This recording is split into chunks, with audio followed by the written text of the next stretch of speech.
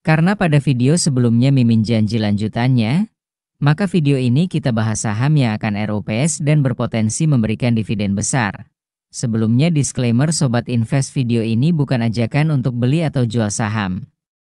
Tanggal 19 Juni ada 4 saham yang akan melaksanakan ROPS yang berpotensi bagi dividen cukup besar. Saham pertama adalah saham Bird atau Bluebird yang mana bisnisnya ini merupakan jasa transportasi yang sering kita temukan di kota-kota besar. Berdasarkan data histori dividen saham Bird sangat berpotensi bagi dividen pada akhir bulan Juni hingga awal Juli 2025 bergantung pada hasil ROPS-nya di tanggal 19 nanti. Dari data EPS tahun 2024 saham Bird terlihat meningkat dibandingkan tahun 2023 dan jika bagi dividen dengan payout rasio 50,27% sama seperti tahun sebelumnya, maka potensi nominal dividennya sebesar 117,57 per lembar saham atau dalam persen dividen yield sekitar 6,13%. Secara potensial dividen cukup menarik karena kita lihat kinerja laba bersih di kuartal 1 tahun 2025 meningkat secara Q-on-Q dan juga berhasil turnaround dari krisis pada tahun 2020 lalu mencatatkan growth dari tahun ke tahun. Dari view weekly chart kita lihat saham Bird ini sedang berada di resistennya. Karena secara area pergerakannya cukup mirip dengan area swing sebelumnya, resisten tersebut akan memiliki korelasi besar dengan hasil ROPS nanti. Emiten akan bagi dividen nominal berapa dari laba tahun 2024. Dari view daily chart terlihat area harga 1960 bisa menjadi harga konfirmasi yang cukup penting karena di sini secara volume mulai terlihat mengecil yang berarti area ini merupakan area netral atau wait and see-nya market untuk ke arah mana selanjutnya. Jikalau terjadi koreksi yang cukup dalam, Mimin tandai dua area buying power besar setelah gap up karena untuk melihat potensi rebound dalam jangka pendek. Maka area harga 1850 ke bawah dapat kalian perhatikan, terutama kombinasikan juga dengan inflow atau outflow dari investor asing karena saham ini cukup nurut dengan akumulasi dan distribusi asing. Area gap harga juga dapat menjadi area yang sangat menarik karena volume yang terjadi sangat besar. Saham kedua ada saham LSIP atau PP London Sumatera yang bergerak di sektor CPO atau perkebunan sawit milik dari Salim Group. Dari data histori dividen saham ini terlihat nominal dividennya kadang naik kadang turun.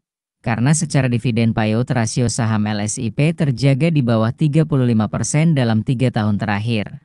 Melihat EPS di tahun 2024 ini, EPS-nya meningkat hampir 2 kali lipat, tentu saja berpotensi bagi dividen yang lebih besar. Jika kita hitung potensinya dengan asumsi payout 35% maka nominal dividennya sebesar 75,8 per lembar saham dan mengacu pada harga saat ini dividen yield-nya sekitar 5,8%. Melihat kinerja laba bersih di kuartal 1 tahun 2025 meningkat secara Q-on-Q maka berpotensi cukup menarik untuk momentum dividen di tahun selanjutnya. Tapi opini Mimin pinginnya sih koreksi dulu Sobat Invest tapi balik lagi market merupakan leading indikator itu sendiri jadi kita MAH ngikut aja ya. Dari view weekly chart saham LSIP terlihat saat ini ada di persimpangan resisten sebelumnya yang sempat diuji lalu turun cukup dalam. Melihat kinerja saham ini seharusnya cukup possible untuk berhasil di break. Dan secara pergerakan terlihat saham ini membentuk pola swing RBS atau resisten menjadi area support selanjutnya. Dari view daily chart terlihat volume di area resisten saat ini kecil. Harusnya dalam beberapa hari ke depan atau minggu depan akan terlihat apakah konfirmasi break resist atau menuju area support. Silahkan riset dan analisa lagi ya Sobat Invest. Saham ketiga ada SIMP atau Salim Infomas Pratama, sama seperti saham LSIP bergerak di industri CPO atau minyak sawit. Saham SIMP terlihat rutin bagi dividen di awal bulan Juli dalam 2 tahun terakhir. Kita hitung potensi dividennya dengan data EPS 99,99 di tahun 2024. Di sini Mimin bulatkan saja payout rasio di angka 20% agar konservatif mengikuti rata-rata di tahun sebelumnya. Maka saham SIMP berpotensi bagi dividen nominal 20 per lembar saham dengan harga saat ini dividen yield-nya sekitar 4,31%. Dari data laba bersihnya terlihat sempat menurun di awal tahun 2024, tetapi pada kuartal 4 dan kuartal 1 2025 berhasil straight growth dalam 2 kuartal beruntun maka market merespon dengan kenaikan harganya sampai saat ini. Dari view weekly chart kita lihat saham ini berhasil breakout dari area high sebelumnya. Dari view daily chart momentum saat ini terlihat memiliki volume kenaikan yang lebih besar dari momentum sebelumnya. Maka bagi kalian yang memperhatikan saham ini menurut Mimin perhatikan area spike volume saat naik dengan pergerakan yang impulsif. Terakhir di tanggal 19 Juni ada saham DLTA bisnisnya di industri minuman non-halal Sobat Invest. Dari data histori dividen rutin di akhir bulan Mei hingga Juni setiap tahunnya. Tetapi karena kinerja laba bersihnya menurun maka dividen tahun ini potensinya ikut menurun. Dengan data EPS 177,7 tahun 2024 dan saham ini terlihat sering bagi dividen dengan payout ratio di atas 100% maka potensi nominal dividennya sekitar 180 per lembar saham atau dividen yield 7,9% sampai dengan 8%. Dari weekly chart kita lihat saham ini masih dalam fase downtrend dan juga volume likuiditasnya tertinggal di area harga 3.800 kemungkinan banyak barang di area harga tersebut. Secara valuasi juga ada di PBV 2 kali dan growth sedang menurun maka cukup wajar harga sahamnya downtrend jika mengacu pada kinerja emiten. Dari view daily chart terlihat ada resisten di harga 2.350 ke atas menjadi area penting jika terjadi breakout. Area momentum terdekat di harga 2130 dan area supportnya di harga 2000. Kita masuk ke tanggal 20 Juni 2025. Pertama ada saham ISSP atau Steel Pipe Industry Indonesia yang mana bisnisnya sesuai dengan nama sahamnya yaitu produsen pipa baja. Dari data histori terlihat rutin bagi dividen di awal bulan Juli setiap tahunnya. Dari segi kinerja IS terlihat berhasil growth di tahun 2024. Tetapi kuartal 1 2025 terlihat turun secara Q-on-Q, maka Sobat Invest perhatikan di kuartal 2 2025, apakah ada penurunan yang lebih besar atau justru malah naik di kuartal 2 yang memungkinkan ada potensi peluang growth.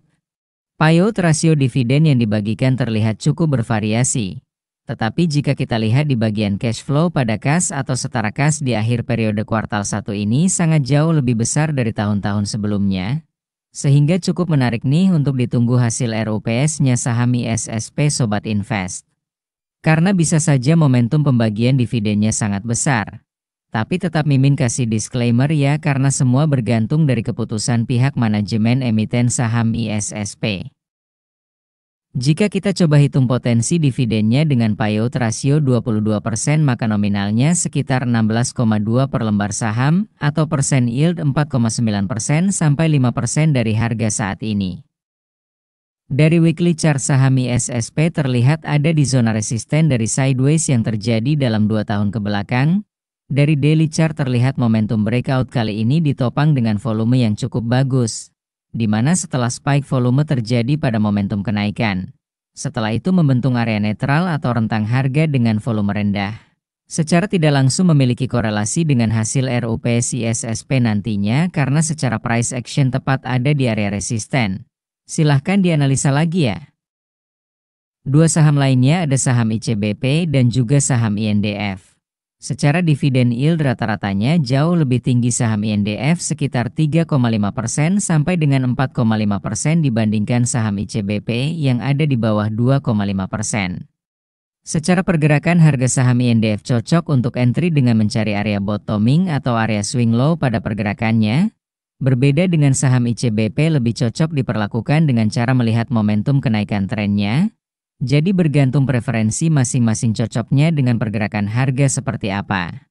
Dan berdasarkan data kinerja laba bersih keduanya berhasil mencatatkan growth di kuartal 1 tahun 2025. Semoga video ini bermanfaat, support terus channel ini dan tonton video lainnya. Sekian dan terima kasih telah menonton.